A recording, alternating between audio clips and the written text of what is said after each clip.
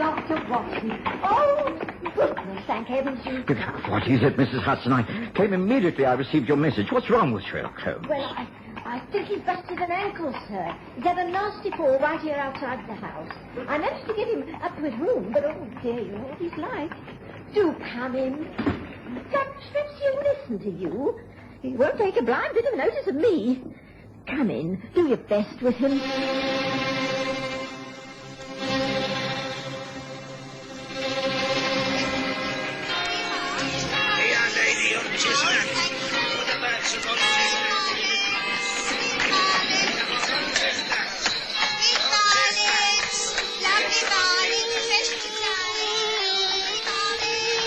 We present the Stories of Sherlock Holmes.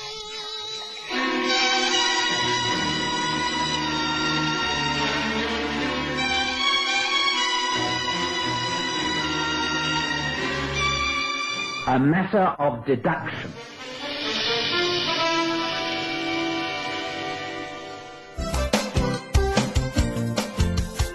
Looking for space to hang and dry your washing? Washline distributors have the solution. Their rotating and fold-down wash lines take up the smallest spaces.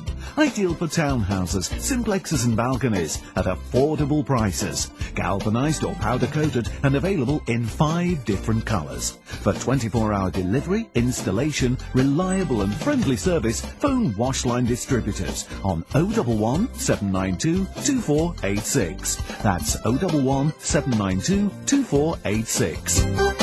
Wash lines for every space and need.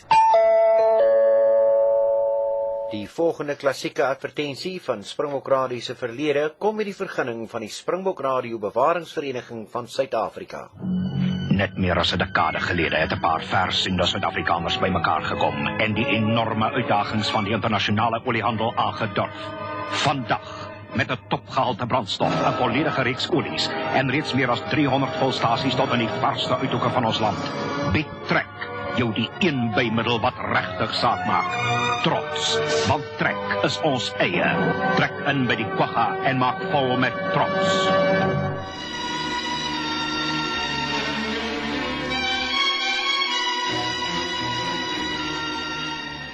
One Sunday morning, I'd received an urgent message from Mrs. Hudson to call at my old rooms at Baker Street. Sherlock Holmes was in some sort of trouble. Naturally, I dropped everything and hurried round. I found my old friend lying on the sofa in the sitting room with his right ankle up on a cushion. He refused to take his injuries seriously, but I insisted on a thorough examination. I told Mrs. Hudson not to bother you, but you know what she's like. She'll have to make a fuss. It's only a slight sprain. Nothing broken. Well, just hold still for a moment, Holmes, and let me be the judge. Yes, I think you may be right, but the swelling's considerable. You'll certainly have to keep it up for a while. Cold compresses will help. It must be very painful. Right, well, I think that's all I can do for you at the moment, Holmes. If you require anything else, you must just let me know. Oh, seems you have another visitor. Now, whoever it is, don't let them get you up and about. The more you rest that ankle, the quicker it will take to mend. You must promise me to be sensible about this, Holmes. I know what a bad patient you can be, so just try and curb your natural impatience, won't you? Excuse me, Mr. Holmes. Inspector Lestrade to see you. Is it all right if I let him up? Of course it is, Mrs. Hudson. I'm not at death's door, you know. Oh, and put the kettle on, will you? I might as well have a nice hot cup of tea. Tea is already on the way. You will stay for a cup, won't you, Doctor? Oh, yes. Thank you, Mrs. Hudson. That would be most agreeable. Very good, sir.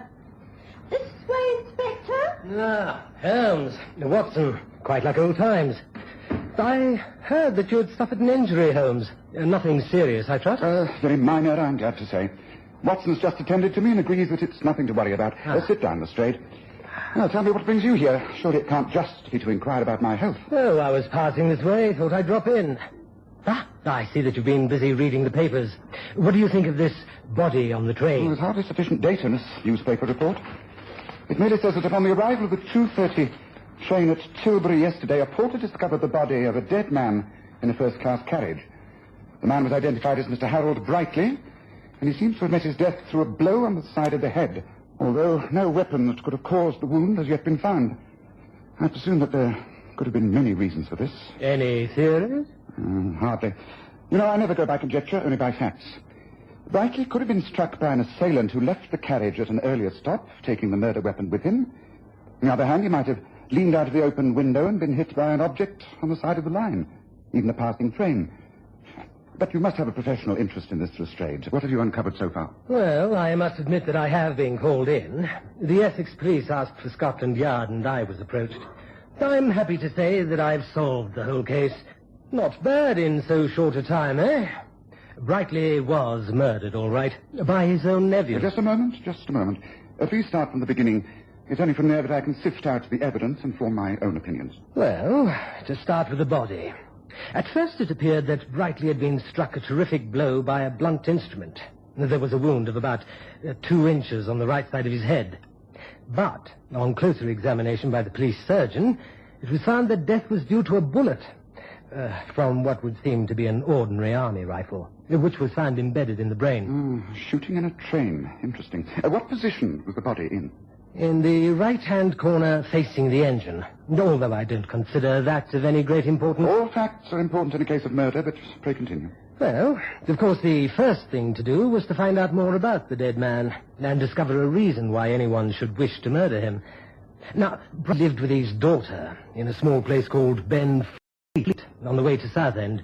He worked in the city, and yesterday, being Saturday, he left his office at about 1. He lunched at a restaurant near Fenchurch Station and took the 2:30 train. Brightly was in business with his nephew, importers, a young fellow called Roy Simmons. Roy Simmons' mother was Brightly's sister, who'd been dead for a couple of years, and in the Brightly was a very aristocratic man, travelled first class. Simmons is a bit of a wild type, not much cash, always travels third. He almost missed the train, jumped aboard at the last minute. He knew his mates in the army were in the carriage higher up, and so, and this is the interesting part, Holmes, he admits to having scrambled along the footboard outside the train to the third-class carriages. The workman on the line reported having seen a man in uniform with a rifle on his back hanging on to the outside of the train.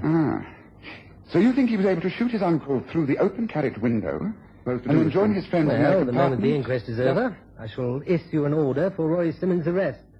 And although I say it myself, I think it's extremely quick work. Oh, it's quick all right, Lestrade. There's no doubt about that. But is it correct? That is the point. Here you are, sir. Tea. A timely interruption, Mrs. Hudson. Would you like to pour, Watson? I'm somewhat incapacitated. Oh, and Lestrade, do promise me that you won't make any move on this rather unusual case until I've given the matter far more thought, won't you? 2 sugars for me, as usual. Thank you, Watson. Holmes managed to steer the conversation away from Lestrade's latest case, but I could tell that his interest had been fully roused. He motioned me to stay on after we'd taken tea, and when Lestrade had left, he once again picked up the newspaper and studied the account of the murder. Singular case, Watson. Of course, Lestrade is flushed with pride, and I suspect that he only called in here to show me that he was in complete command of the situation. Well, he does seem to have a very good case, Holmes. I question that, Watson. Unfortunately, I'm unable to carry out a full investigation. I can only think the matter out from this couch. As you know, I always like to visit the scene of the crime personally and collect my own facts from first-hand observation. But this wretched sprained ankle prevents any such course. I can but rely upon second-hand evidence.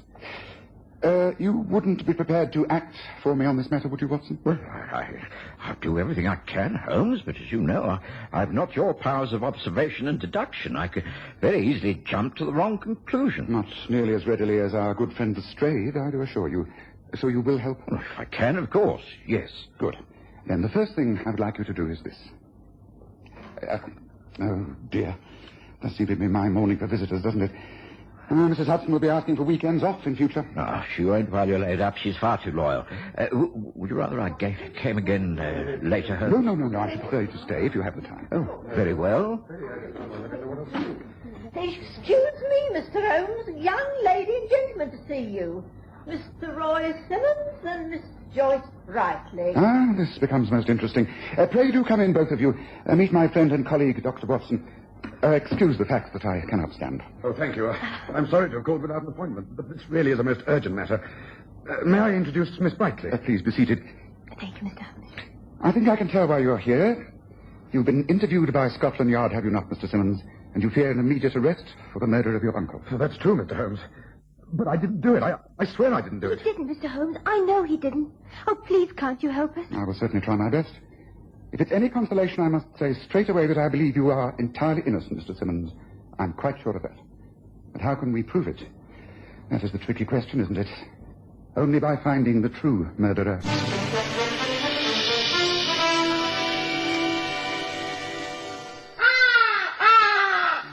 Enjoy the best of both worlds. Only 2 hours drive from Johannesburg and Pretoria and half an hour by air. The magnificent Sundown Ranch Hotel and Lion Park, just 10 kilometers from the Pilanesberg Game Reserve and Sun City Resort. It offers an exciting escape from the hustle and bustle of everyday life. Reasonable rates, excellent food, friendly service and comfortable air-conditioned rooms. It will ensure a memorable stay. Activities include tennis, squash, horse riding, the Lion Park, and much, much more. Call now to make your reservation on 014-573-1000. That's 014-573-1000. Or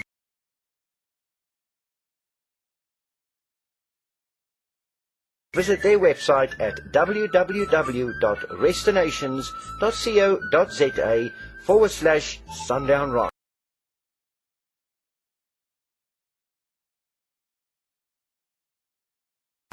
The Sundown Ranch Hotel and Lion Park, 2 worlds in one.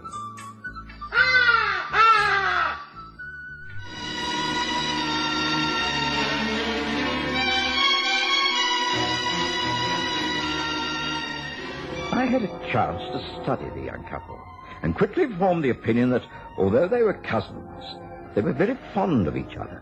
They made no secret about this. Roy Simmons explained. I think I must explain, Mr. Holmes, that one of the reasons that I didn't get along very well with my uncle was the fact that Joyce and I have been in love for some while. There was a resentment upon his part. We tried to explain. He wouldn't listen. He was always a very stubborn man. He was against cousins marrying, and, well, I know he thought I just wasn't good enough for Joyce. I think that had he lived, he'd have come round to accepting us together.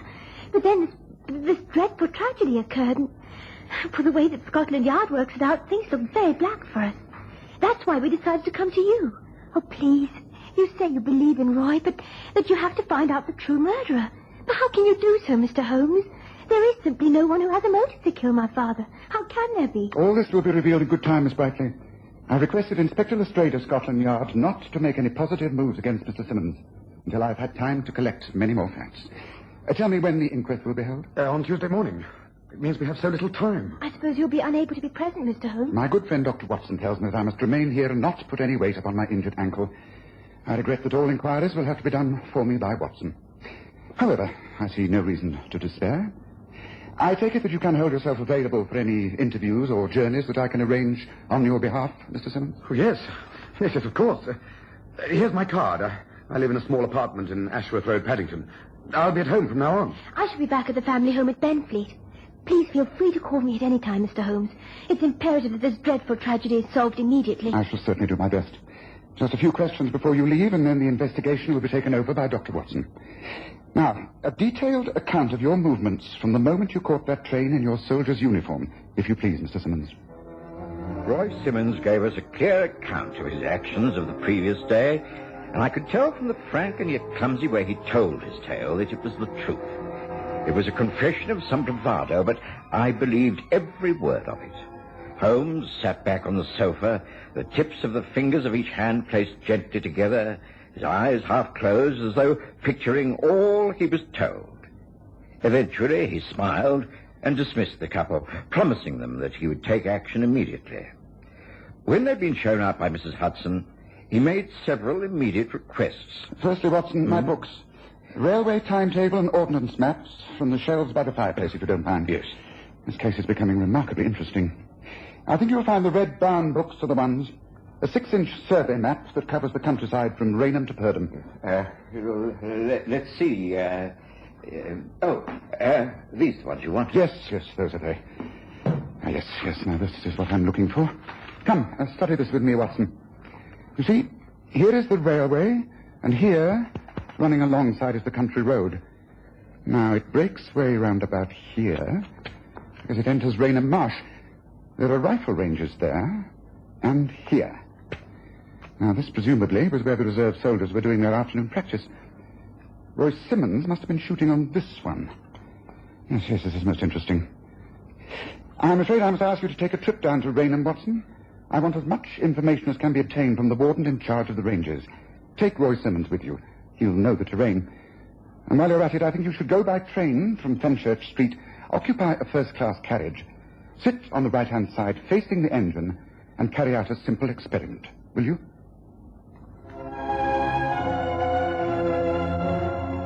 Of course I agreed, and some 2 hours later found myself on the South End train from London.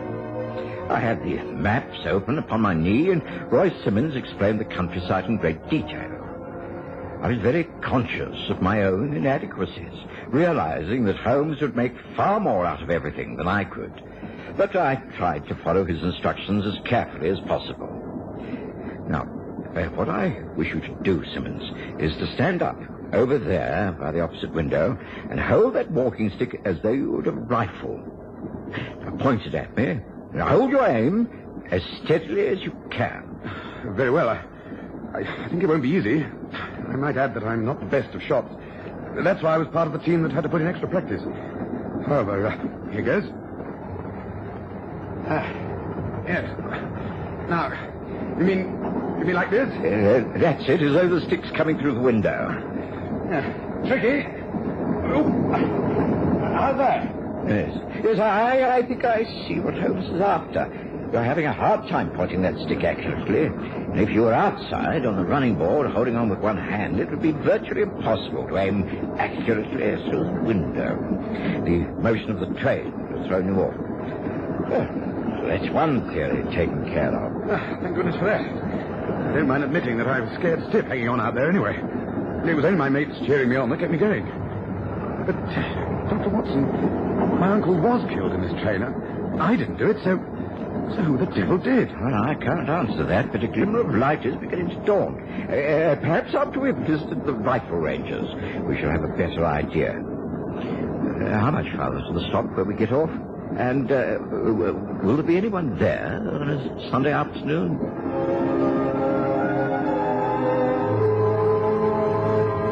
The journey didn't take more than another 15 minutes, and there was a warden in charge of the Raynham Marsh Range. He explained that there was no activity at that particular time. Oh, nothing going on at the moment. Always quiet on a Sunday. It's weekdays and Saturdays that we're busy. Yesterday, the Army Reserves were in action, I understand. Do you mind showing me exactly where the practice took place? It was over there on number 8 range, wasn't it, Warden? I was part of the team. Oh, that's so. A bunch of right rotten shots you were, too. Yes, that's where you were firing. You notice that the butts are placed right against the fence.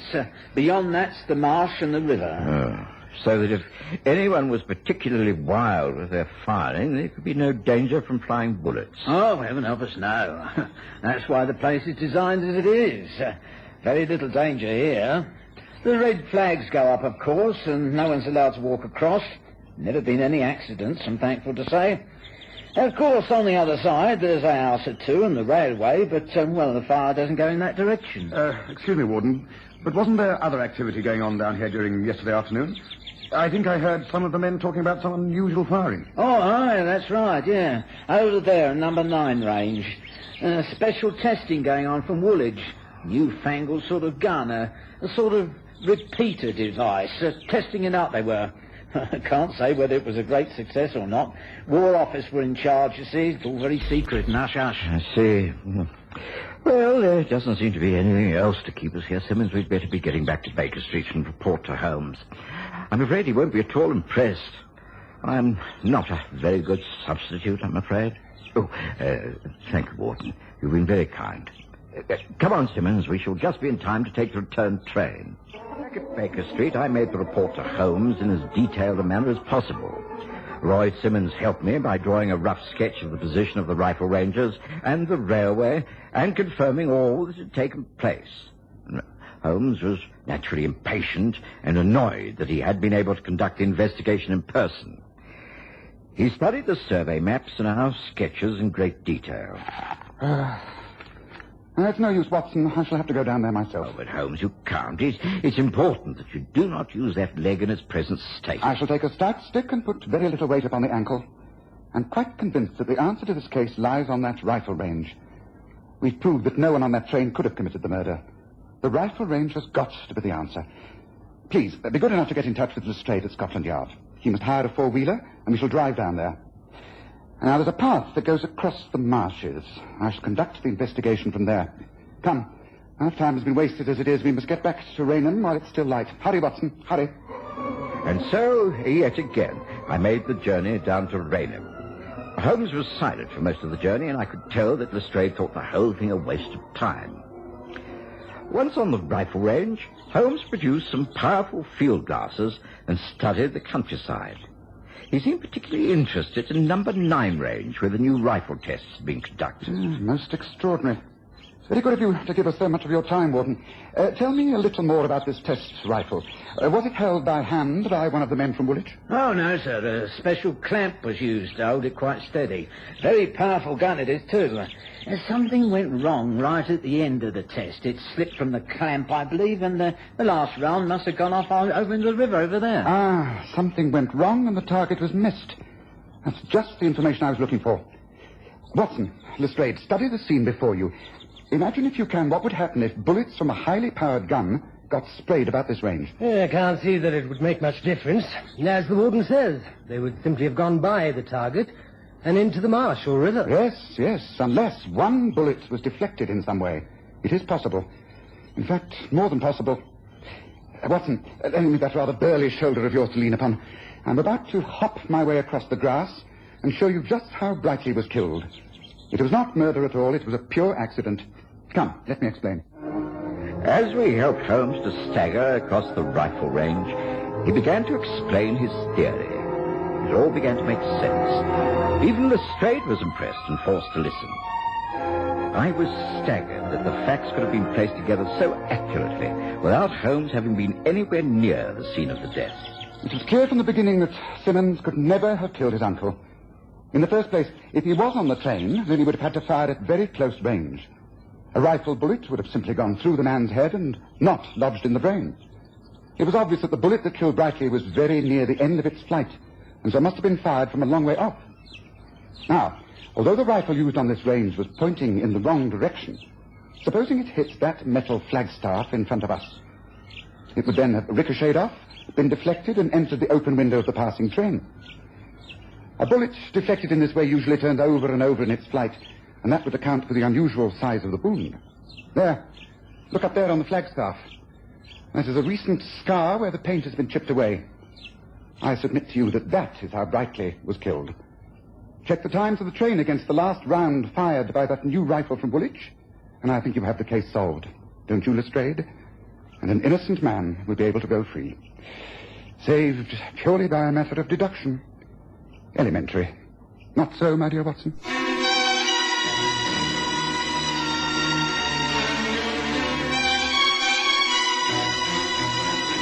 Listen again next Sunday to The Stories of Sherlock Holmes, with Graham Armitage as Holmes and Kerry Jordan as Dr. Watson.